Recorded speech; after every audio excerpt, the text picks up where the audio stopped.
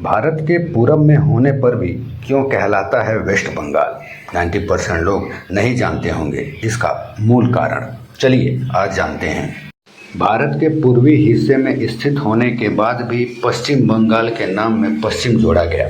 इसकी कहानी भारत के विभाजन से जुड़ी है। हम भारत के नक्शे पर अगर पश्चिम बंगाल को देखेंगे तो वह आपको बिल्कुल पूर्वी छोर पर नजर आएगा। इस राज्य का नाम इसकी भौगोलिक स्थिति के साथ एक विरोधाभास है। ऐसे में सवाल उठना लाजमी है कि भारत के पूरब में बसे राज्य के नाम के साथ पश्चिम क्यों जुड़ा है। अगर आपके मन में भी यह सवाल उठ रहा है तो इसका जवाब आपको इतिहास के पन्नों और भारत के विभाजन की त्रासदी में छिपा मिलेगा। सदियों तक बंगाल एक विशाल सांस्कृतिक क्षेत्र था। गंगा और ब्रह्मपुत्र के डेल्टा में फैला यह क्षेत्र कला, साहित्य और राजनीति का केंद्र था। ब्रिटिश शासन के दौरान भी बंगाल प्रेसिडेंसी एक बहुत बड़ा प्रशासनिक क्षेत्र हुआ करता था, जिसमें आज का पश्चिम बंगाल, बांग्लादेश, बिहार और उड़ीसा के कुछ हिस्से शामिल थे। उस समय तक इसे केवल बंगाल के नाम से ही जाना जाता था। बंगाल में बढ़ते राष्ट्रवाद को कुचलने के लिए अंग्रेजों ने विभाजन का दांव खेला। सन 1905 में तत्कालीन वायसराय लॉर्ड कर्जन ने बंगाल के विभाजन की घोषणा कर दी।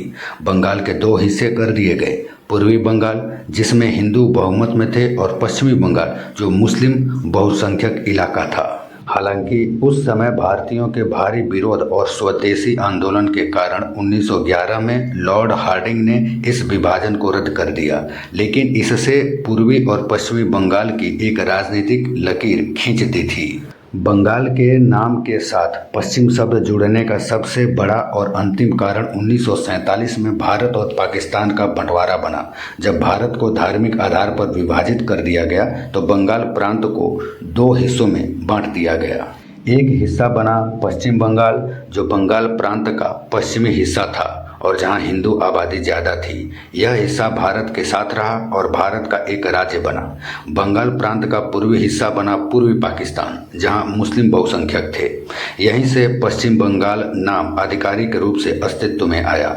यहाँ पश्चिम शब्द अखंड बंगाल के संदर्भ में है, जो पुराने बंगाल का पश्चिमी आधा हिस्सा था।